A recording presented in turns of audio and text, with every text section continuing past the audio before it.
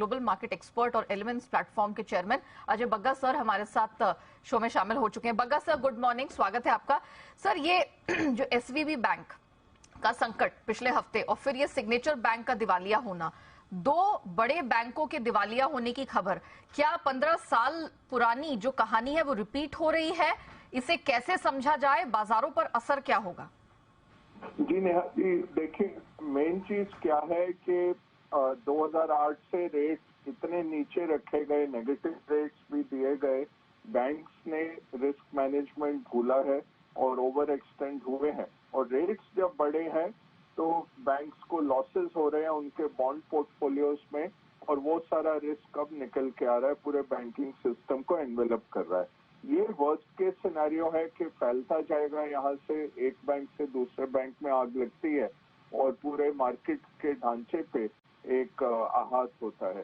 तो इसलिए आज हमने देखा कि यूएस ट्रेजरी, उनका जो आरबीआई है, फेडरल रिजर्व, और उनका जो बैंकिंग रेगुलेटर है एफडीआईसी, इन तीनों ने आके एक मिला जुला एक पैकेज निकाला और उसमें क्या बोला है कि बैंक डिपॉजिटर्स सुरक्षित हैं, बैंक डिपॉजिटर्स के पैसे पूरे किए जाएंगे और आज से ही उनको पैसे मिल जाएंगे। दूसरा, अगर आप देखें स्केल क्या है, सिग्नेचर बैंक लगभग $100 बिलियन का है और सिलिकॉन वैली बैंक लगभग 200 बिलियन, तो $300 बिलियन के डिपॉजिट खतरे में पड़ गए थे। उसके लिए अमेरिकन गवर्नमेंट को एक्ट करना ही पड़ा, उनके फाइनेंशियल रेगुलेटर्स को एक्ट करना पड़ा। उन्होंने जरूर सांत्वना दी है डिपॉजिटर्स को, बट जो स्टॉक होल्डर्स हैं वो जीरो हो गए और अनसिक्योर्ड लेंडर्स जो हैं इन बैंक्स को वो जीरो हो गए। तो हानि तो है नेहा जी, जैसे दीप ने कहा $100 बिलियन मार्केट कैप से निकला अमेरिकन बैंक्स का, और रिस्क जो लोगों को दिख रहा है कि ये बढ़ गया, अगर काबू से बाहर निकल गया 2008 की तरह, उसके कारण हमने देखा यूरोपियन बैंक्स डाउन थे, आज जापानी बैंक डाउन है, सॉफ्ट बैंक आज 1.2% डाउन है सवेरे जापानी ट्रेडिंग में, जापानी बैंक्स बाकी डाउन हो रहे हैं, और भारतीय बैंक निफ्टी भी हमने देखा था 700 पॉइंट लुढ़का था फ्राइडे को। तो बैंक्स पे एक क्षति होने की आशंका थी। ये अच्छा पैकेज लेके आए हैं, उसके कारण ये रुकना चाहिए।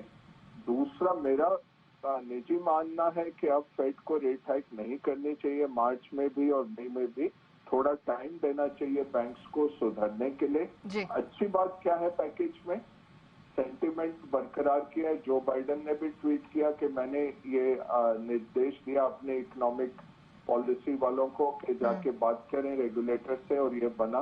तो 2 दिन में इन्होंने पैकेज तो निकाला, ये अच्छी बात है।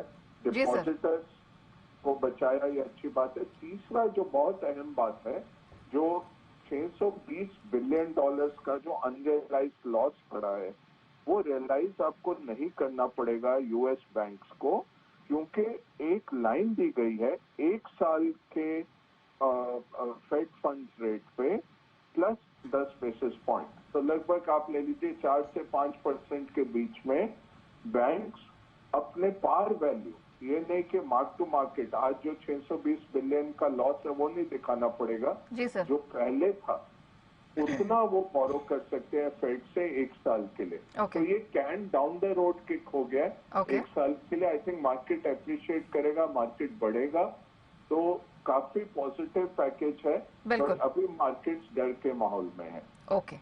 ओके, तो 2 डेवलपमेंट होते हुए दिख रही है। एक तो अमेरिकी सरकार का तुरंत एक्शन, एंड ऑफ कोर्स अब ये उम्मीद बनती हुई दिखाई दे रही कि फेड यहां से बहुत अग्रेसिव रेट हाइक पॉलिसी लेकर आगे नहीं बढ़ेगा। Thank you so much sir, Bagga sir, हमारे साथ जुड़ने के लिए और वो पूरे इस मामले को समझाने के लिए।